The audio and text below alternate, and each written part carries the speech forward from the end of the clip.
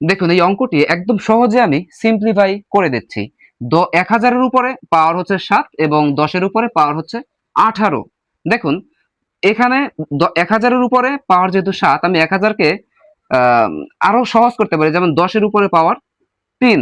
কারণ ১০ এর উপরে পাওয়ার ৩ মানে কি ৩ টি ১০, ১০ গুণন ১০ গুণন ১০, যার উত্তর আসে ১,০০০, তাই না? তাহলে লেখা যায় কি 10 টু দ্য পাওয়ার কিউব এবং উপরে থাকতেছে কত 7। এখন বাকি অংশ লিখে দিলাম ১০ এর উপরে ১৮।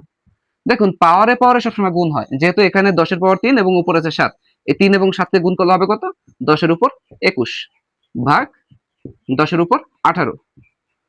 এইটাকে আমরা উপরে নিচে লিখতে পারি ১০ এর উপর 21 ভাগ ১০ এর উপর ১৮। এখন এই উভয় অংশ থেকে এই ১০ কমন নিব এবং আমরা জানি কি সূচকের নিয়ম অনুসারে ভাগ থাকলে বিয়োগ হয়। তাহলে ১০ কমন নিলাম, ২১ থেকে ১৮ বিয়োগ করতে হবে, তাহলে থাকবে কত ১০ এর উপরে ৩, তাই না? 10 to the power cube equal to কত ১,০০০, উত্তর ১,০০০।